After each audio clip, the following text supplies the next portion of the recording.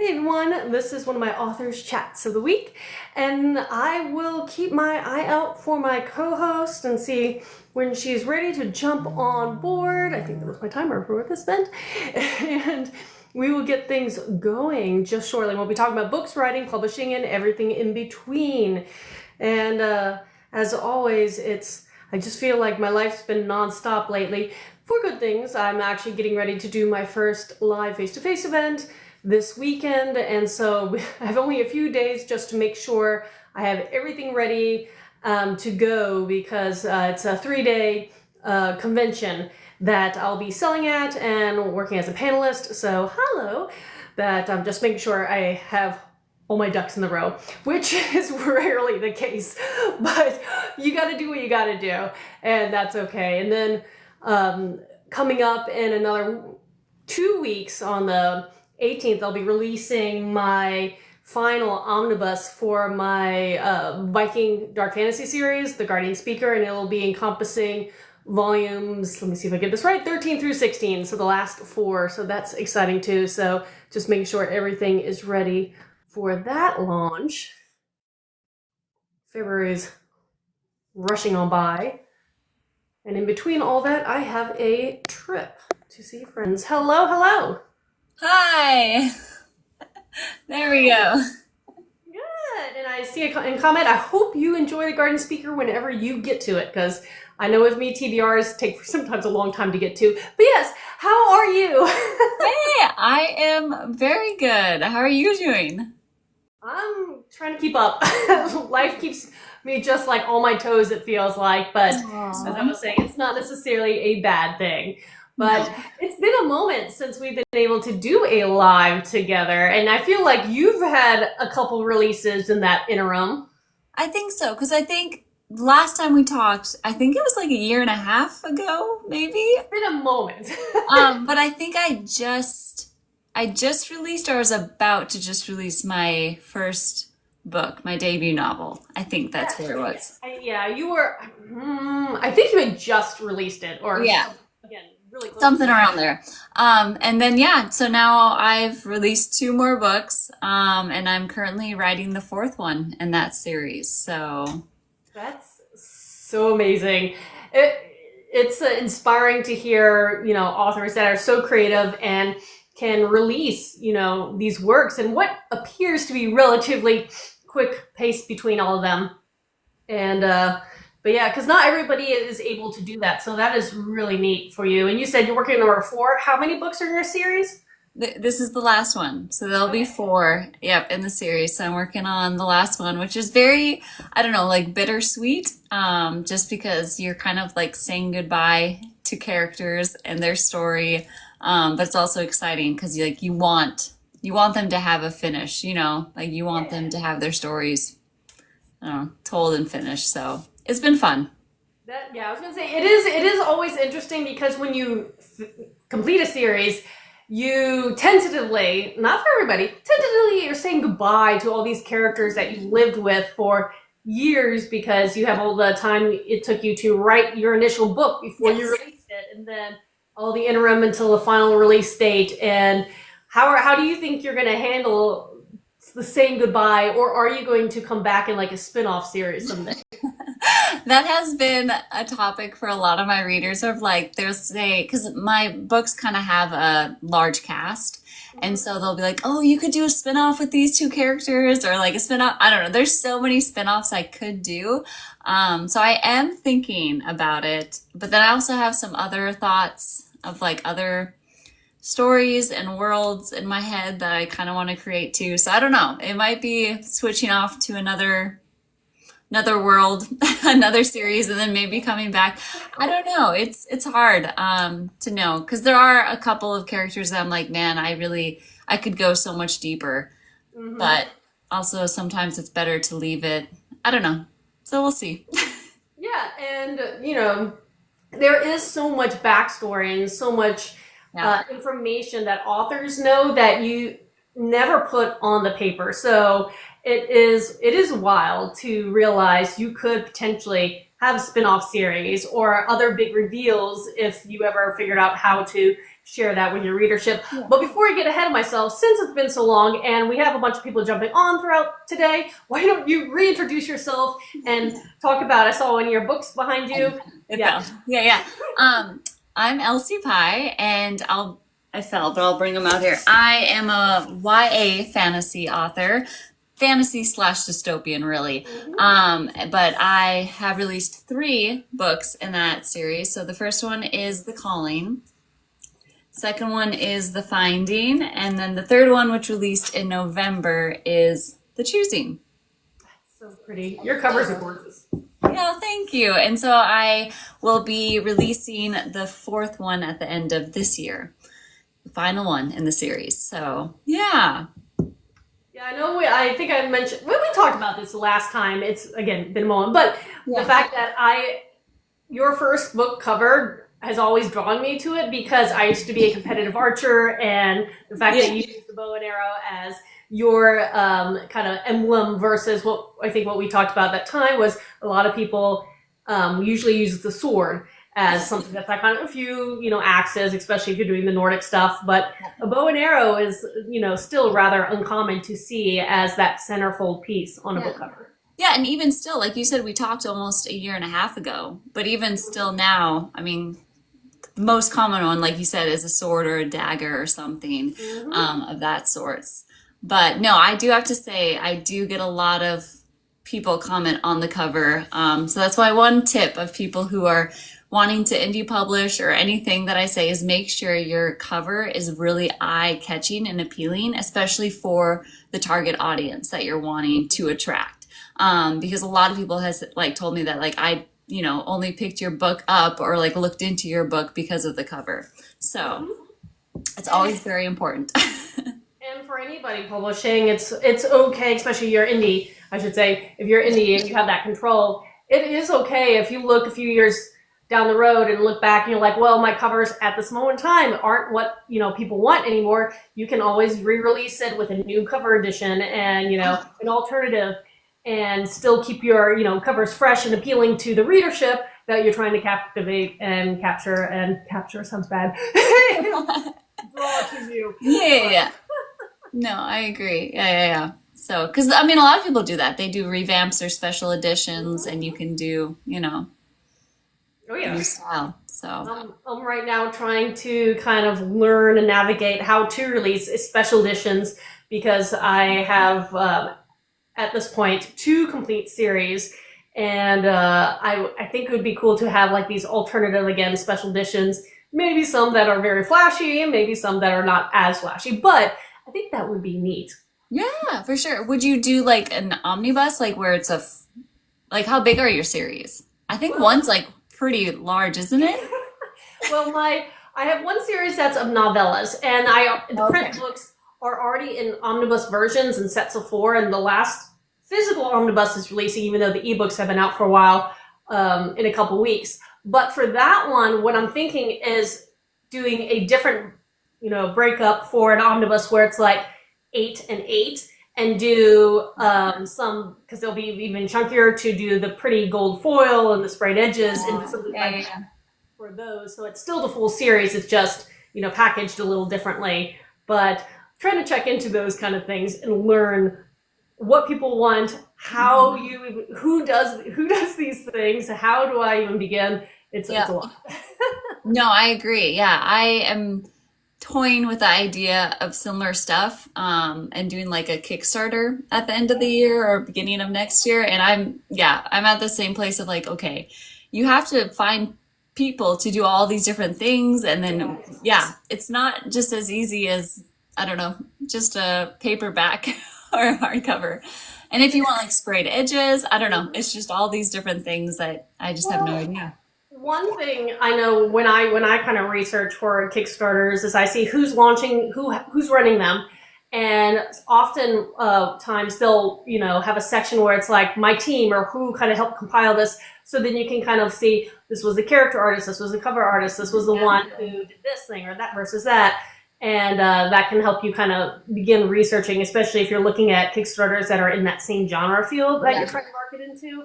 And I know I've been doing that because I know a couple people that have Kickstarters currently. One's about to end, and that's J. Gabriel Gates, Dragons and Aces.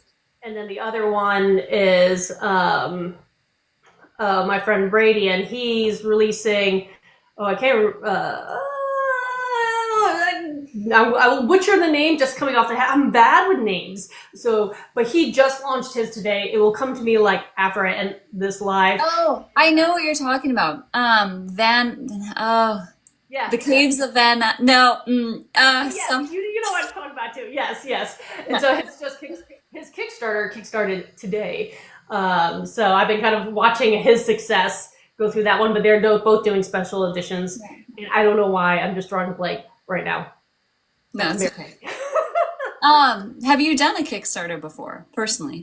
I have. I've run two, and they've both been successful, but I've also had very low bids because the thing about Kickstarter is whatever your price goal is, if you don't hit it, you don't get anything. And no one gets charged, but you don't get anything. And so it's a lot of time that's wasted. So I've been cautious in doing lower bids for my just regular Kickstarters. So I can hit it and then again encourage people through stretch goals to continue funding the project. But I also am not one that has had goals of hitting 5 or 6 figures, where I know a lot of people who are successful in hitting 5 to 6 figures with Kickstarters. And so there is a lot of potential there, but I've also never done a special edition. And I know that's what a lot of people want. Is the special editions. Yeah. So what did you do if I can ask, what did you do yours specifically? So I always do everything wrong the first time. I did for my young adult series, but I started in the middle of the series. So I didn't, wasn't running Kickstarters from the first one. What people usually say is if it's a standalone, if it's a first of a series, if it's a series wrap up, that's usually the best ones that hit when you're not doing something flashy or special edition because you're catching a new audience or you have the whole entire package. And since I kind of jumped in halfway through, it was, it's been a learning thing. And so I know going forward, if I start doing things for my other series, I'll approach it differently. Yeah. But you live and you learn. You do though. I mean, yeah, I learned so much from, your first book to everything you do for the first time. You learn so much. So what is something that between releasing your first book and where you are now that you've learned in that interim? Because that's, like you said, been about, a year and a half. Yeah. Man, so many things. One is just, how to write. I think my writing period and being more confident in who I am as a writer has definitely changed and also grown. They say it too with like public speakers, right? Like it takes like you the first 5-10 years to actually find your own voice. Yeah. I don't know if there's an equivalent to how long it takes for a writer to kind of find, you know what I mean? Like their like voice through writing. But I definitely can tell I've not totally found it, but I've gotten stronger, obviously, since my first book. So that's probably the biggest thing. Any other, it's just all so different because the first time I had no idea how to write a book. I literally just word vomited. Like my first draft that I had a friend read, and so to keep me accountable, like I look back to that and what she had to read, and I just apologize all the time. I'm like, I am so sorry you had to read that. Like, so sorry. But even to how to like publish it, how to form, like all those things, you're learning for the first time. So now when I'm going through the process with my fourth book, I think the biggest difference to me is I'm enjoying it more, if that makes sense. I feel like there's less pressure on me because like when it's your first book, you're so scared of like, what are people going to think? Am I good enough? Is this good enough? Like all of that self-doubt comes.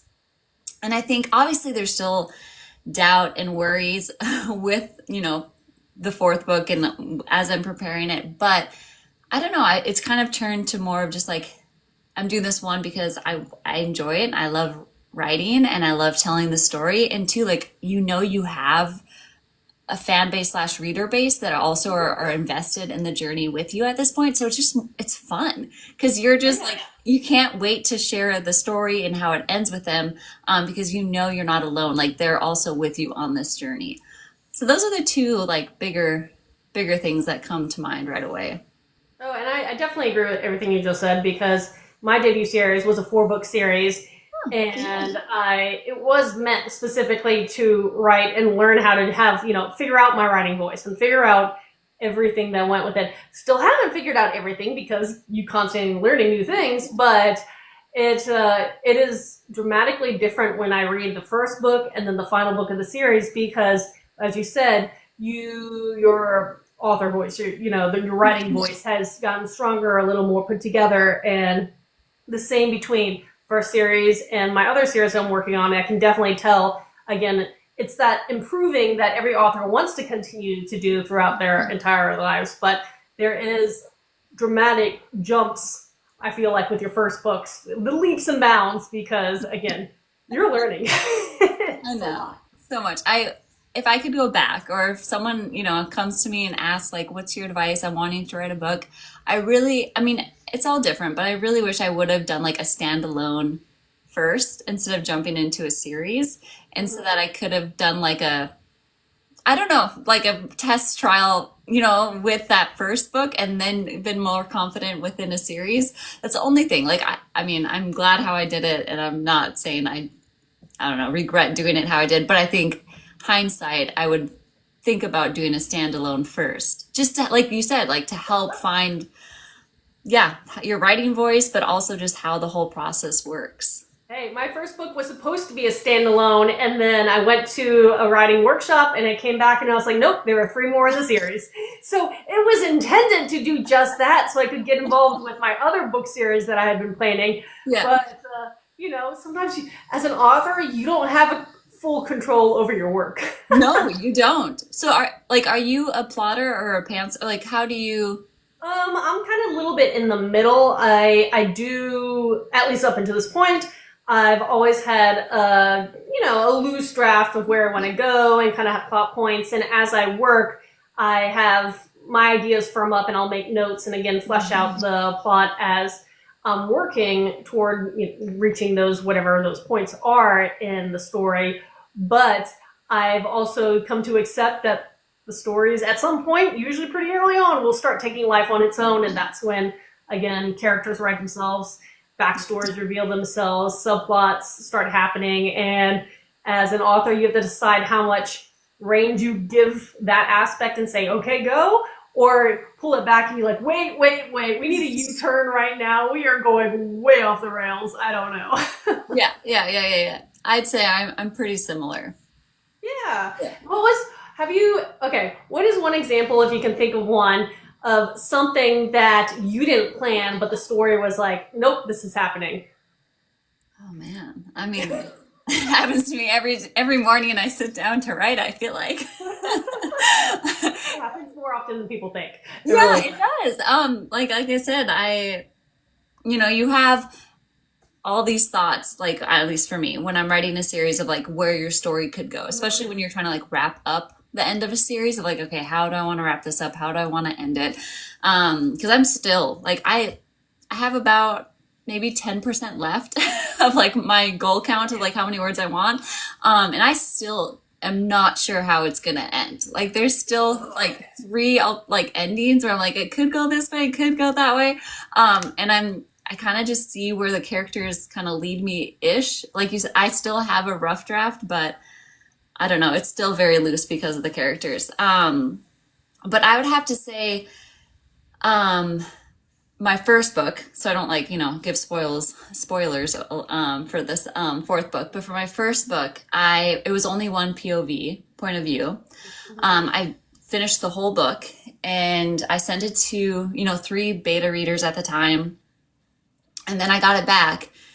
And right before I was about to send it to my editor, I don't even know I don't know if it was a beta reader. I honestly don't remember who like initiated it, but I felt like this pull to tell somebody else's point of view. So like, I think it was not even a month, like 3 weeks before I was about to send it to the editor, I put in like 10 more chapters for a whole nother point of view for the first book.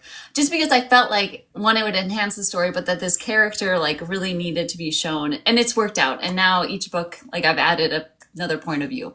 But that wasn't initially planned. Like I did not initially plan to have a dual point of view for my first book. I love that. Yeah, no, my first book, there was a character that I was looking to create to get my main character point A to point B, and then you're off, we're gone, we'd never come back. And he came back pretty early on in the book, and then never left throughout the series. It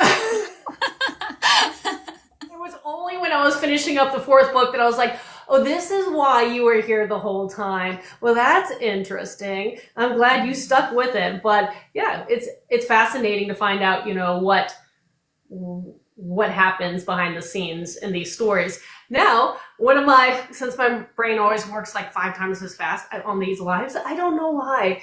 I did come up with an idea for you. If you ever do run a special edition, you were mentioning having 3 different possibilities for your ending. You could always, for your special edition, write an alternative ending and tuck it in at the very end in like your back matter and say, hey, just for the special edition, you could have option number 2 as well. Of what it would have been. Yeah. No, that's great. That's a great idea. Yeah.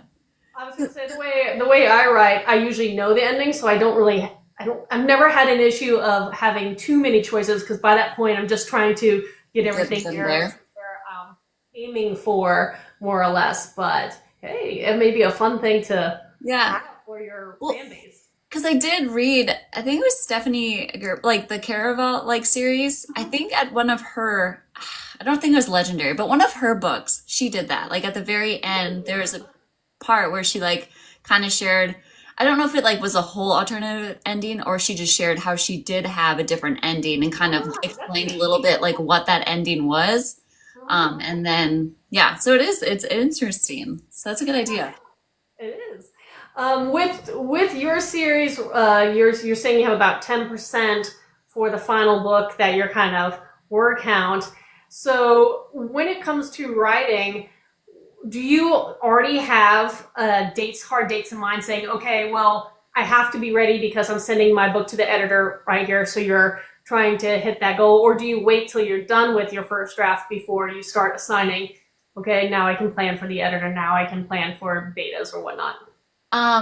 So, I mean, for my first book, it was definitely just I wrote it and then I found people as I went. But then for these last ones, it's because my editor, she is booked out from, the beginning of the year, really. So I do have to let her know, like, okay, this is when I'm going to want, to give you the manuscript and stuff. So there is a deadline, but I do give myself a lot of cushion, because last year I did also have a baby. And so last year was kind of crazy because I had a release, had a baby, and then now I have, 2 little ones. And I'm a stay-at-home mom. Like, it's just, I know I don't have a lot of time compared to how it was with one child.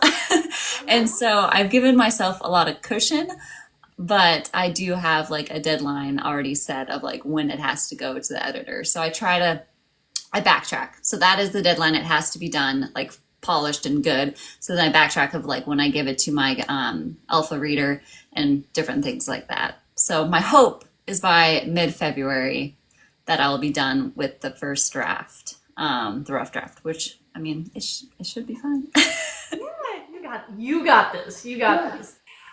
For someone who does juggle writing with raising a family, because I know there are a lot of authors out here that do that, or they're having multiple jobs and all this stuff, and that juggle does hinder, in one sense, the speed of progress of a book or series. On the other hand, it is amazing how the determination shines through of, I want this to happen, so I find a way. So for you, do you have like certain times of the day that you're like, I'm sitting down to write, or is it whenever an advantage happens and you have a gap of time, you scurry onto your computer? Yeah. So I'm very type A. That's just who I am. I plan. Yeah, I'm so type A. So I make sure like every morning I get up, and from 6 to 7 is my writing time. So that's when my boys are still sleeping. So like every morning. Besides one day a week I take off, but besides that, I have an hour where I just write. And then when my boys nap, I'll have another hour to kind of do more of like social media, like all that other back end or other random stuff. But usually I try to dedicate that 1 hour in the mornings just to writing.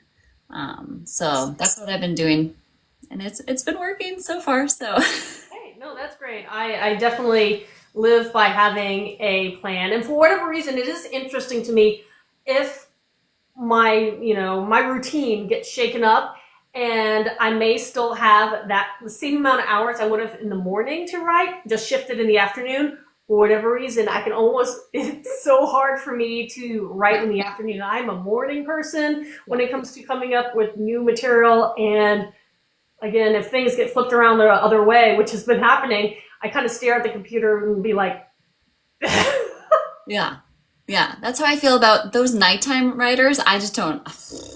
I mean, I all the power to them, but I just can't do it. I have no, yeah, yeah, everybody has that time of day, which is their perfect spot. And yeah, yeah, I am a morning person. I am not a night owl. I used to like to pretend I was never. So wait, what about you? Like you said, you like the mornings. Is that, I'm guessing, where you set apart too, right? How does it look for you? I typically get up. I kind of do a preliminary posts on my socials, kind of in the morning, and answer any comments or anything that needs to be answered. Try to glance at my emails to make sure, again, no red flags, nothing's on fire, so to speak. But yeah, the morning for the most part is the time where I'm like, okay, 10 to noon, that's when I want to write, if possible. It's usually 10:30 to noonish ish. But yeah, I do try to sit apart, that 1.5 to 2 hours of just sit down, put words to paper, try. Yeah. Or I cry. Aw. But it happens. It's fine. So, okay, so you were talking about a little earlier on about the fact that when you finish the series, you do have multiple options from new worlds or doing something, delving in with some of these characters and maybe a spin-off some way, shape, or form. When it comes to new worlds, how different are you visualizing? Are you going to stay with YA kind of dystopian fantasy, or are you going to branch totally different? That's a great question. One I don't think I fully have an answer to yet. It's hard because how I made this like world, it also has like, it's a kingdom, but it also has like, it talks about 3 other kingdoms. So there's mention of these other kingdoms. So I've toyed around like not having these characters, right? But still being in the same world. And so you can have that fun, yeah, but you can still have the fun mention of like these people over there that they've heard of or know of. And obviously the reader's like, yeah, but you know what I mean? You can kind of play around with that, and maybe an old character can like, do a little cameo or something. I don't know. So that's kind of where I've been at recently, is keeping the world, but it'll be a different kingdom. So that's one thought. And then another thought is just going completely just all new. It'll definitely still be YA. I'm gonna stick with YA fantasy-ish. Dystopian, I'm still up and down about if that will still be there, but definitely YA fantasy. But we'll see. And I know from meeting so many authors that those who are able to maximize the worlds they built, once you set up the worlds and the rules and the structure and the geography, et cetera, so on, there is an advantage to that. Because world building from scratch takes a lot of time and energy, and I have the bad habit. It's not bad habit. My habit's the opposite thing, where it's anytime I write a new series or standalone, it's completely different. So we're starting all over again. I don't know why I do it to myself, but I do it every time. But there is, what attracts me to that a little bit is that it's so new that I won't go back to what I know. Does that make sense? Like I'm so removed from that world that I can totally create something new. My fear is that if I stay in the world, I might be, I don't know, repeating things, or I don't know if that makes sense. But I kind of like the idea of just starting completely fresh and new in a way. But I get both. I get both.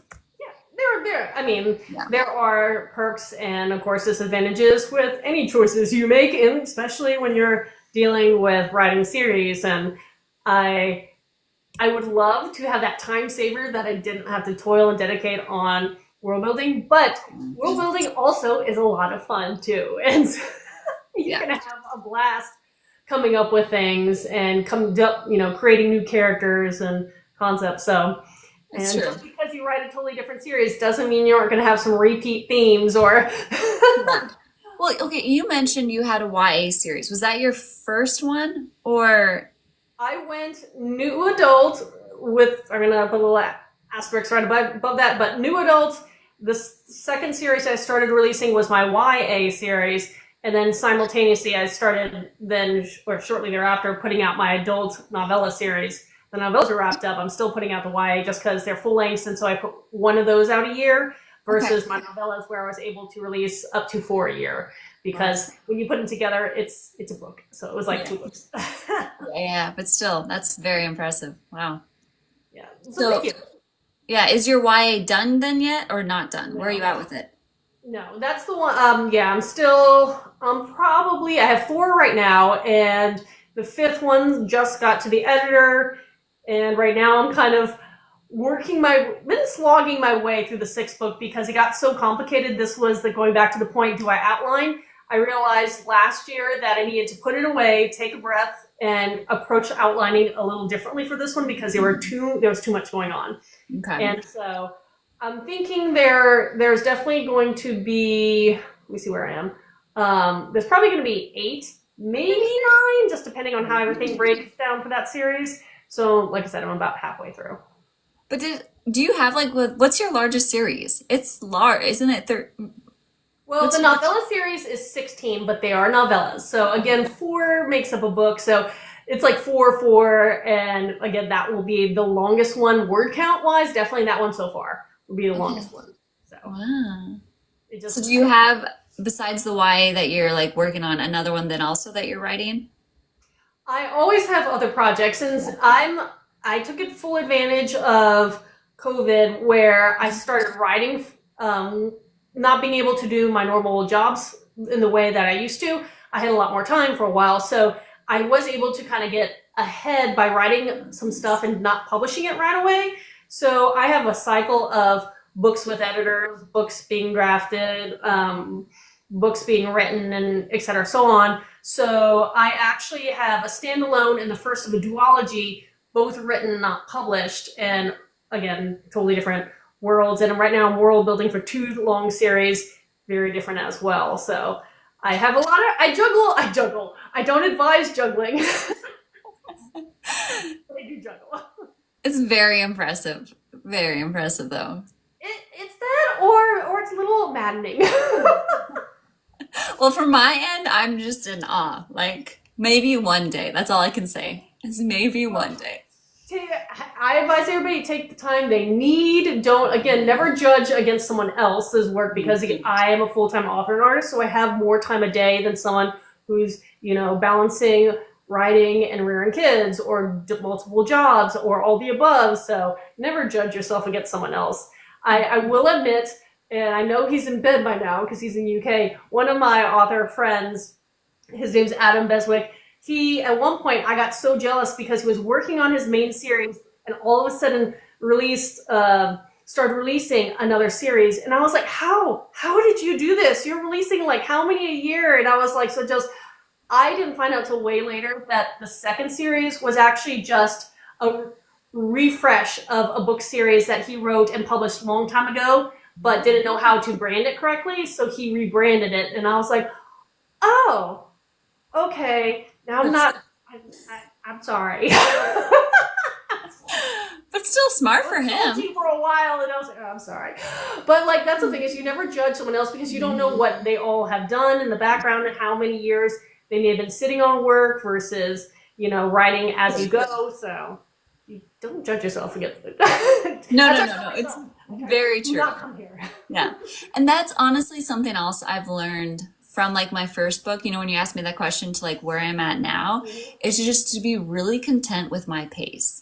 Like there are so many, I mean, it's amazing to watch all the authors, indie, whatever, that are just, you know, so creative and thinking about all these different ways to like reach new audiences, do like different crowdfunding, like just their, I don't know, their creativity is amazing. And you know, here I am just like really focusing on just writing, but I'm okay with it because it's like, hey, this is the season that I'm in right now with little kids, and trying to still, you know, write and publish books, and that's okay. And I've had a lot of peace with just being okay with that and knowing that this is a season of life that I'm in this year, and in 2-3 years it's going to look different and I'm going to, you know, be able to do different things. So just having that peace of mind.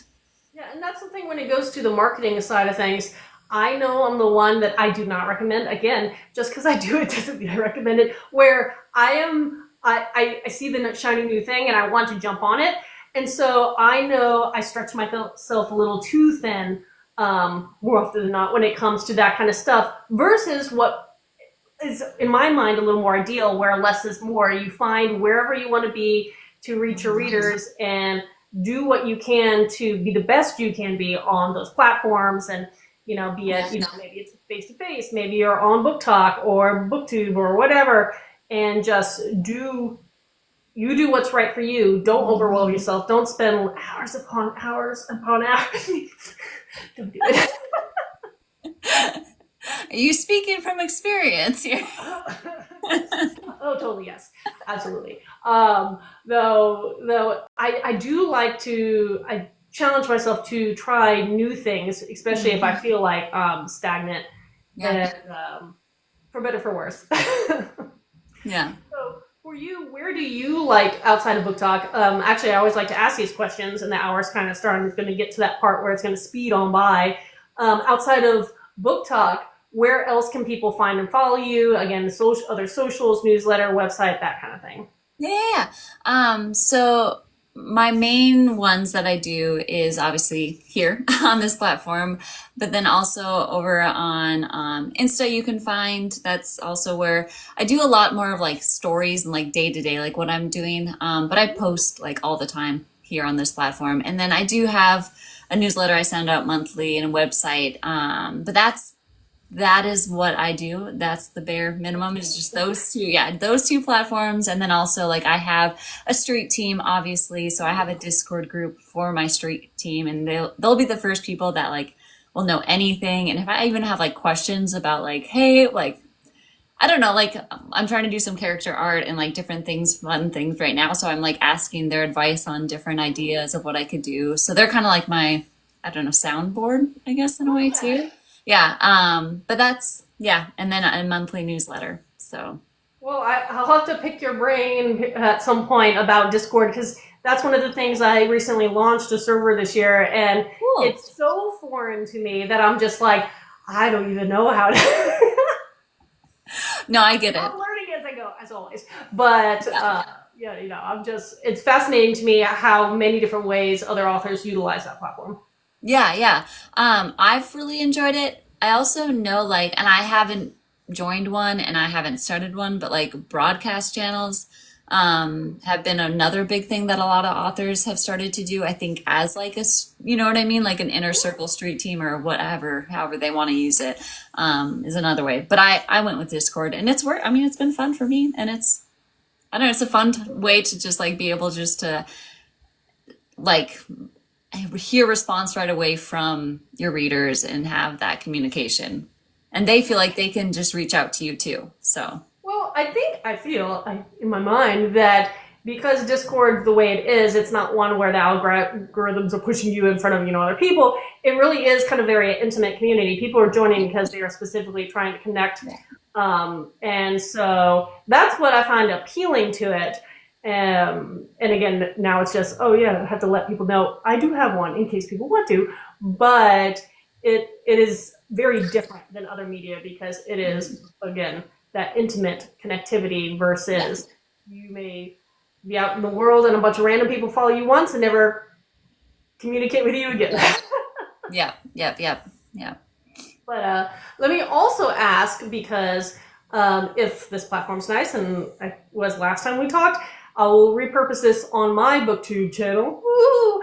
And put all your contacts down below. But where can people get your books, and what formats can they find them? So, like, are you exclusive to Zon? Do you sell direct? Are you wide? And again, what formats?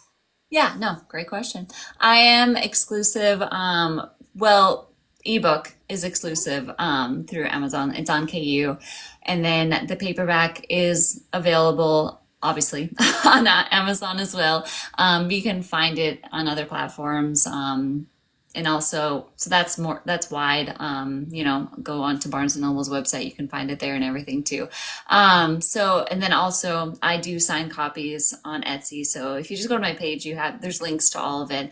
I am working, it's only ebook and paperback. Part of my idea with a Kickstarter is to do a fun hardcover edition. And how you were speaking about, like, the gold foil, I'm also on the same lines of wanting to do a cool, very aesthetic looking hardcover for each of the books too. So look, one of the companies that and if I hopefully remember the company's name, because again, bad names, Book Vault, if you haven't looked into them, they're one of their big things they do are really cool special edition options. Obviously, you'll have to get your cover designed by someone and upload it there, but they do offer things, especially the trick is you order through their UK site because they have all the cool things there, and just calculate the cost of shipping it to the US versus their US side, which has far less options. But they do, the sprayed edging, you can do the foiling, you can put the little ribbons in there, you can, color image inlays, and I mean, all kind of stuff. So check them out if you are serious about it. That's one of the ones that it's high on my list of I may be utilizing them in the hopefully near future. I just started commissioning character art for my theoretical future special editions. So we shall see. But yeah, it's so exciting though. Yeah, it is. It is a lot of fun. So definitely would recommend that one for that. But yeah, hardcover collectors are a different breed, and that's not a bad thing. No. Yeah. And also, as I'm trying to move my stuff wide, I'm gathering. I've made my note of that. You have your paperback wide, because I may pick your brain behind the scenes on how you like that and what you did to route your books that way, because that's one of my goals for later on this year. We'll see if it gets here. Is to get my paperbacks and potentially hardcovers again wide be available for people. So who knows? Yeah, it's hard. And and I also, so are your ebooks wide right now then, or is that? They have finally, as of this month or last month, they are officially wide. I also sell them direct through my website. But yeah, they're wide, and a number of my audiobooks are moving wide as well. So hopefully that will be done towards the end of this month, beginning of March. Some of the platforms just take forever to get them in the systems. Okay. But a number of them are starting to pop up on like Spotify, and I'm like, oh, that's so cool. And that is. I think it's really cool. It's probably just because I haven't done that before, but it's a new shiny thing. Right. No, I get it. I'm currently working on audio books. So like you said, though, it's fun. Like, it's something new. It's a new adventure to like learn and tackle. And so I agree. I love that. Are you routing it with like one narrator? Are you going to do multiple? Like how are you approaching your storytelling? Yeah. So I've decided, I know that was the biggest question. Since mine is multiple POV, I have decided, because the first book is dual POV, but it's both female.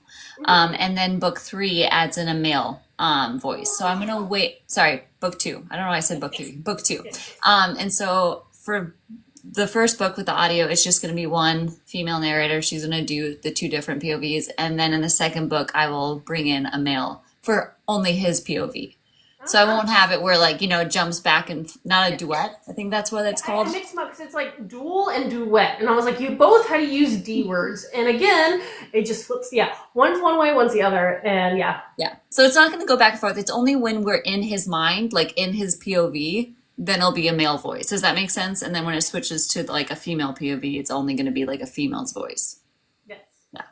On my never ending list, I had my debut book series, first book releases audiobook, and it was a voice cast with sound effects, really cool. But it was with a group who was trying to get into doing that kind of audiobooks, and they decided after the fact they were like, that's a little more than they're ready for at this moment. So I have a great first one, but now I have to find someone to pick up the rest of the series. So what I'm hoping is maybe finding kind of like you're saying a male narrator and a female narrator, and kind of having them, do the voices of respective characters. But we shall see.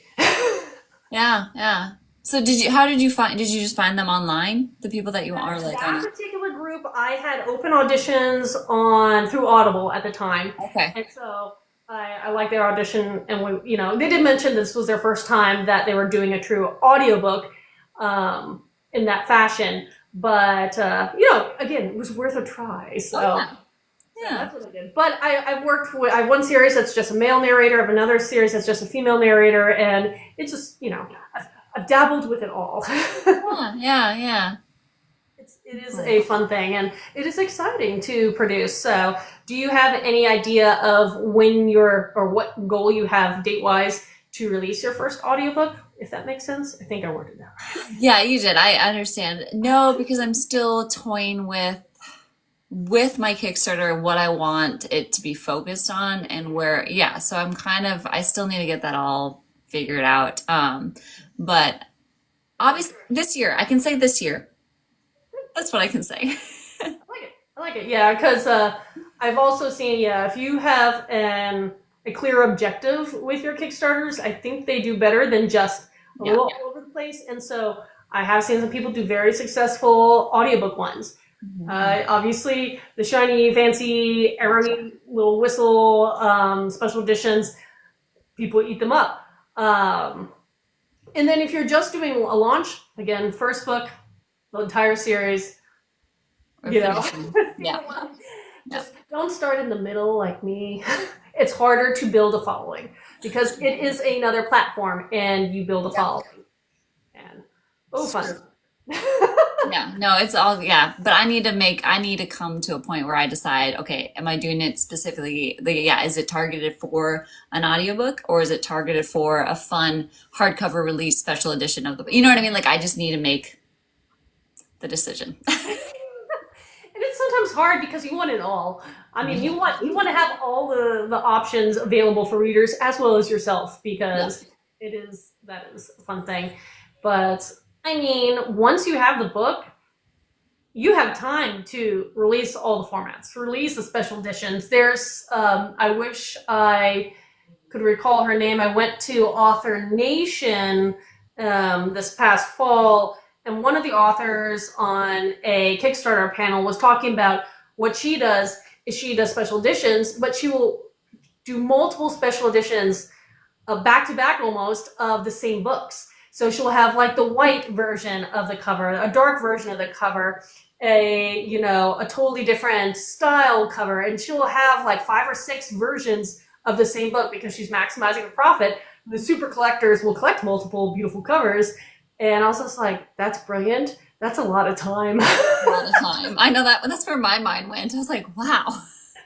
But I guess if you know your formula, you got it down, You can do it. Yeah. She has a system. Yeah, I'm a template person. Like, once I put something down, if I can reuse that, I'm going to try to use my self-crafted templates for whatever reason. Yeah. But since the hour is almost over, this is a great time to ask for anybody who's listening, of course, as well as yourself. Is there any topic you wanted to cover that you didn't cover? Any questions you had that you haven't asked, or any announcements you wanted to make?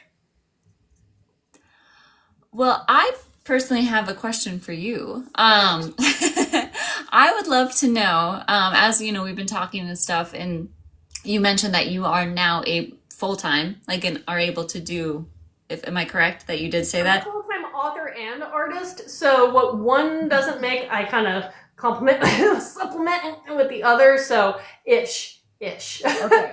So can I ask how long have you been able to do that? And like, I don't know, like, did you always, that was the goal right away when you started? You know what I mean? Or, That yeah. was the goal. I did start with the art side first, and at the time I was living in New Orleans, which is a very big art community. So I had my art in various galleries and all that kind of stuff.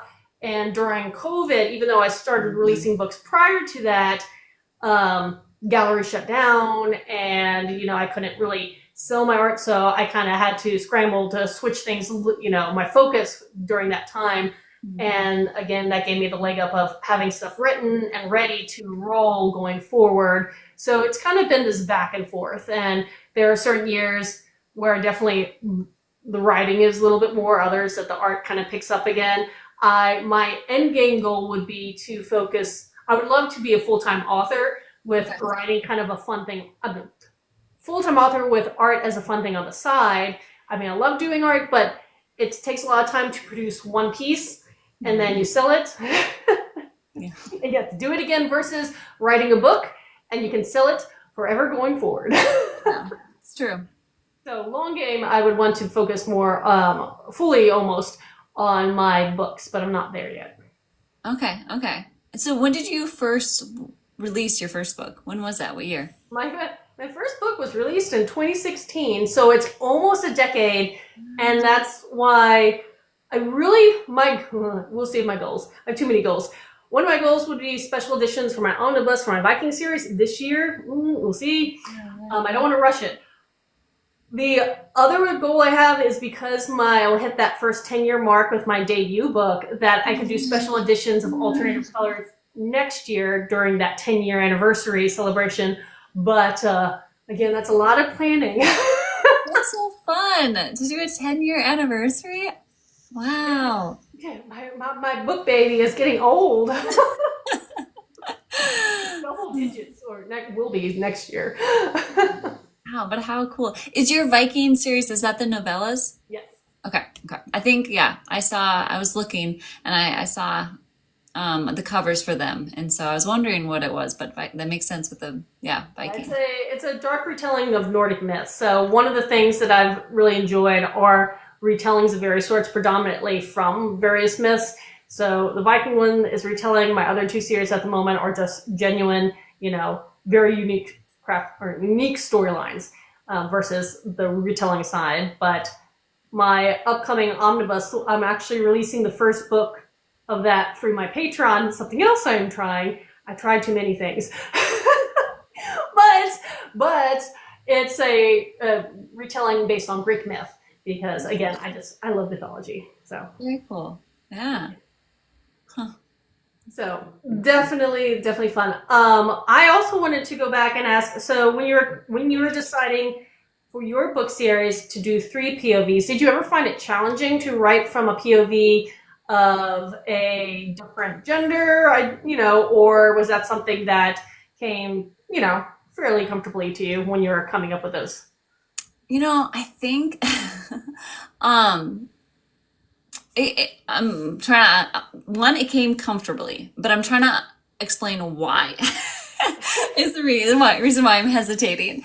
I don't know why. Maybe it's because I didn't really know any different. I kind of just, started doing multiple POVs. So it's not like I did a series that was only one, point of view. And then I started another series that had multiple and it was like overwhelming. I just made myself overwhelmed right away with, with multiple POVs. But no, I think it was just because at that point, especially the second book, when I was adding in, a third POV, but it was also a male, I knew the characters more at that point with the second book. So it was easier. And again, going back to, I like things that are kind of very different. Like when I'm writing, I don't like to read. Or especially I won't read fiction. Like I'll read nonfiction, but I don't like to read fiction while I'm like really in a story, like discovering what a story is, because I'm afraid I'm going to pull from other Ah, okay, yeah. stories. Does that make sense? So I really like to separate myself. And I think it's the same way with these POVs because it was a male, because it was so different from the other two POVs, it was easier for me because it was so different. Oh yeah, yeah. No, again, that does make sense. I was the person who wrote all my series so far that have been released are single POVs, big casts, but single POV characters, and it'll be hopefully sooner than later. I have a book written, it's on submission, that will be my first multiple POV book, and it's a standalone, and it has 3 POVs, and so it was fun to write. I was a little nervous because, again, only used to getting into the headspace of one character at a time. I was like, woo! Yeah. Am I going to make them sound unique and real and all that stuff? And it really wasn't as bad as I kept psyching myself out for a while. But No, it really wasn't that bad. no, and you know, but it is a little overwhelming because you also want to make sure you do a good character arc of them, and make sure you finish their story off well, and not just like leave them half half finished or something. But I don't know, like yeah, it's fun and it does work out. Like I said, I think we get too much in our head of like it's overwhelming. Yes. But And it's good to try things and change things up too. And so that's I like to write short stories to challenge myself to do maybe a different angle or a different thing. So one time I wrote first person. I don't think I'm ever going to go back to writing first person narrative, just personally, but I did it with the short story, and it was again trying to just see, do I like it? Can I do it? And woo, no. that my brain does not work that way. I mean, when did you do like? Because I'm guessing you started then third, and that's all you've ever Yes. done. Yeah. Yes. So That's my comfort zone. I have this weird thing that people pointed out that I'm third person, but the way I write still gets in the headspace pretty deeply for third. And so I think it does attract some people who like first person in that sense, more so than what they would expect. But yeah, trying to write true first person POVs, the eyes, I did that. No, I can't do that. that's funny. Yeah. See, so for me, I've only done first now. So for me, thinking third is like, ugh. Yeah. Yeah, well, that's true. I mean, you get comfortable. And I do see a question pop up asking, have we ever done different perspectives in the same story? Yeah, so that's what we were talking about a little earlier, that when both of us, mine's unpublished at the moment, hers, she has a couple that are published, do have multiple POVs. And in those POVs, we have various genders represented. So, because you said 1 male, 2 females, correct? In the second one. In the third and fourth, it's 2 females, 2 males. But also in the second book, I have a scene where you go back and forth between the 2 POVs. So like they're all in a scene. It was really fun to write. It was hard, but it was fun. Where they're all in the same scene together. And so you'll have something happen in their POV, and then maybe in this person's POV, you go back a little bit to explain and then move the story forward. And then that person might continue it a little bit, and then maybe they'll move it back. You know what I mean? Like it works. So it's like, yeah, you get different perspectives, but it is the same scene. Like they're all witnessing the same thing, but differently. Fun. Yeah, I think the nice thing when you have multiple POVs, and again, if you're writing epic fantasy, a lot of people kind of almost expect that, because you do have that opportunity to see what's happening in the greater world in different places, and not always stuck with one person traveling when you're trying to express, yes, there's so much going on. And so, I know the challenges of sticking with one person. I've found ways to work around it, but it is limiting, and there is that freedom when you have more characters. Though when I hear someone have like 6 or 8, or I'm like, how? Like how? Yeah. You are either very talented or I don't know what, because Yeah, it's a lot. Yeah. It's true. No, I do. My next thing would be, after I'm done with this series and doing multiple POVs, my next challenge for myself would be doing one. because I think it would be hard. Like you were saying, like I feel like I like the multiple because okay, this is what they're doing over in this part of, this, kingdom, and this is what they're doing over here, and this is how they come together, and then they're, you know what I mean? Like it's fun, but with like one, it's just linear, I feel like. But I'd like that challenge, so. Okay, now I have this vision. Again, this is where my mind jumps 1,000 times, where you have your map sketched out for your world, and it may be like against a magnet background. And so you have little markers of your characters that you move around to follow. As you're plotting, you're like, who's where again? Okay, blue is this character, and they're over in this kingdom on. Okay, now I know where we are. That would be entertaining. It would be. That's a good idea. Oh man, do you have a map for your world, or have you ever decided one in one? Yeah, so I did do one again for my debut novel, but it was like self-made rough. It's rough. But I mean it does the job justice. But I do want, and that's another thing I'm working on, beside like whether I want it to be a part of the Kickstarter, like a special like tier thing, is doing a more professionally done map. So my second book did get, because we were more focused into like a city for the second book, so it has a cool like map of the city, but I'd love to do a better, more detailed map of like the whole 4 kingdoms that are mentioned. So because maps is just fun. And if then you decide to go and branch off into other kingdoms, you kind of have the greater world map, and you can always zoom in and have a secondary map of where you're kind of hubbing for that particular book or series. Yeah. But well, if anybody else has any other questions, please post them now, because we're hitting that end of the hour. And I will tell you and be honest, I have a dog with a cold, and so her coughing has kept me up, and so I am about to crash. Aww. She is on medicine. We're gonna make her get better. But yes. I don't think I've ever heard of a dog having a cold or like a cough though. They call it, well, the greater term is kennel cough. And so a lot of people do that. But essentially when the vet was talking to me, they're like, yeah, that's kind of a term we use for a variety of different kind of bugs. And so colds being one of them that can qualify as a form of kennel cough. So don't know where she got it, because she hasn't seen any other dogs outside of my other one. But we're trying to nip that one in the bud. But well, thank you so much for hanging out with me tonight. I'm glad we got to get together and reconnect about your growing series. And it is super exciting that later on this year you'll have a completed series. Crazy, but very exciting. Yeah, it's very exciting. No, thank you, Katharine. Like this was so much fun.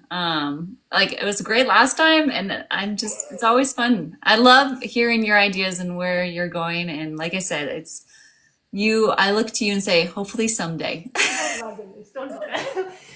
There are so many better role models. I tell that to people all the time. I'm like, I want to be you when I grow up. But we all need that, we all need those people, and yeah. Well, thank you. And again, let me know if you ever want to do another one of these, maybe after your book series is complete, and we could talk about that achievement, but plan them in advance. And but yeah, just reach out to me if you want to do another one. Awesome. That sounds great. I will. Thank you. And thank you everybody who's been hanging out with us this evening. And I'm going to probably go to bed. Good night, everyone. Yeah.